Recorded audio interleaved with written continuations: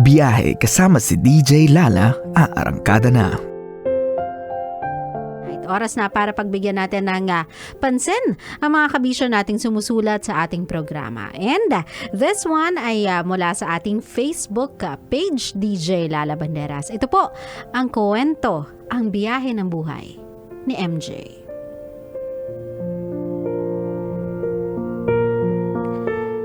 Hi DJ Lala. Itago nyo na lang po ang pangalan ko. Ako po ay nagtatrabaho sa gobyerno. Isa po akong staff sa isang accounting office. At na-in-love po ako sa aming dalagang accountant. Pero meron pala siyang jowang afam. Sinubukan ko po siyang ligawan pero sinabihan niya po ako na ibaling na lang sa iba ang pag-ibig ko sa kanya. Pero sinubukan ko pa rin po siyang ligawan.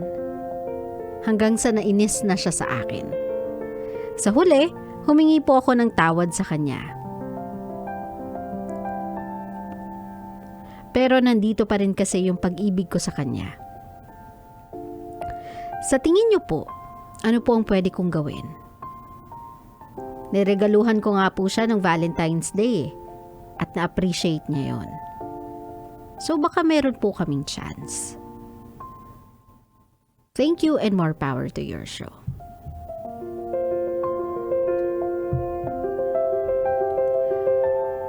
My love, telok ka din no? Makulit ka din Sinabi na nga ni ate na ibaling mo na lang yung pagtingin. Di ba boy, telok Sinabi na nga ni ate, ibaling mo na lang yung pagtingin mo sa iba. She is trying to be polite to you kasi magkatrabaho kayo Pangalawa, my love. Meron siyang boyfriend. Kahit ba sabihin nating long distance relationship yon, afam yon, hindi mo alam kung talagang magkikita ba sila, magkakatuluyan ba sila, alam mo yon, may mangyayari ba sa relationship nila, that's not actually for you to for you to decide. So, naintindihan ko that you really wanna pursue this girl. Obviously, this girl has a hold on you. Kumbaga, hulog na hulog ka sa kanya. Daling-dalin niya yung kiliti mo. Kaya lang, binigyan mo na ng chance yung sarili mo. You put yourself out there. You ask her if you can court her. Again, uulitin ko lang, i-reiterate ko lang. She said no. My love, this is not a sign. This is an answer that you should respect. As someone who adores her, as someone who, sabihin na natin, loves her, as someone who respects her, you have to respect her decision din. Nung sinabi niya na maging magkaibigan na lang kayo. Kasi if you'll keep on pushing, my love, you'll just make your relationship with her awkward. Binibigyan mo lang siya ng awkward na working environment. Naintindihan mo ako, my love? Mahirap kasing gumalaw. Kapag alam mo yung tao, nireject mo na once, kinukulot ka pa din.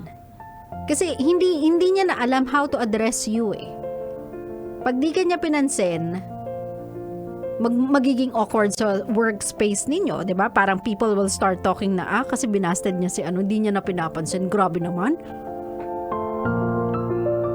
Pag naging friendly naman siya sa'yo, mami-misinterpret mo as just like this. Nung na-appreciate niya yung binigay mong gift ng Valentine's Day because again, she might wanna be polite with you, nami-mistaken mo siya as a chance. Na baka meron pa kayong chance because na-appreciate niya yung gift mo My love, naiintindihan ko yung kapag may tiyaga, may nilaga. Sa ibang bagay it works. But not in this type of situation. Ulitin ko, you have to respect her decision. You have to respect her relationship as well. Pwede mo naman siyang mahalin, pwede mo naman siyang hangaan, but from afar. Stop putting yourself in a situation that will make your relationship with her awkward. Or yung situation yung dalawa sa office awkward. And third, my love, you don't want to be taken advantage of. Kasi yung ganyang klaseng ugali, yan yung madalas na kinakikitaan ng mga masasamang tao, di ba, ng mga halang yung kaluluwa ng oportunidad to take advantage of you. O di ba? Magte-take advantage sila sa ganyan mo laging gesture. And I don't want you to move on to the next person na i-adore mo, and this time around, this person won't be polite. Hindi siya magiging polite, bagkus gagamitin niya yung pagiging pagiging masugid mo as a way para makuha niya yung gusto niya, materialistically speaking. And ayoko mangyari yun sa'yo kasi may tendency ka gumanon, my love eh. Kasi nga, sobra mong ilagay yung sarili mo out there for someone that you like, someone that you adore, someone that you love. And I want you to stop it right now hanggang yung taong ina-adore mo is not taking advantage of you yet. I don't want you na umabot ka sa punto kung kailan na tinitake advantage ka na ng tao because of the way you put yourself out there kapag meron kang gusto. My love, sometimes one rejection is enough for you to know that it's not for you, that person is not for you. I know you've heard it or you must have heard this a million times.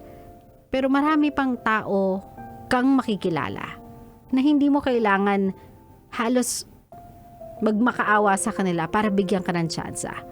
Isang tao na you don't even have to apologize to kapag umamin kang mahal mo sila. A person that you don't need to feel ashamed of kapag trinay mo lang silang pasayahin. A person na hindi ka hahayaan na pagkasyahin yung kaligayahan mo sa isang ngiti just because na-appreciate nila yung may binigay ka. Or every time na may binibigay ka. But a person who will love you even when you're not doing anything. A person who will celebrate you every day even when hindi mo sinasabi sa kanilang mahal mo sila. You will meet that person. Let's just be patient. And if there's one thing that I really want you to understand, na what you are doing right now, kung hindi mo napapansin, naiintindihan ko nagmamahal ka lang. At naiintindihan ko at the back of your head, maybe it's not gonna work. Pero si ate ay in a relationship. Bukod sa irespeto mo si ate sa desisyon niya to say no to your courting, you have to respect as well yung kapwa mo lalaki na nagmahal lang din. 'Di ba? Umibig lang din. Hindi mo pwedeng taluhin yung taong yun kasi nasa relationship na siya. Ayaw mo naman siguro simulan yung relationship mo sa idea na nanira ka ng relasyon ng iba. Kahit sa ganung kasimpleng aspeto na lang, my love. So for the simplest answer to your question na ano ang dapat kong gawin, my love, accept. I-accept mo na this person is not for you. This person is already taken. That this person doesn't feel the same way you do. So maybe instead of spending your time thinking of how to capture her heart, you can spend that time to move on. Para magkaroon ng space sa tamang taong magmamahal sa'yo. Klaro? Klaro.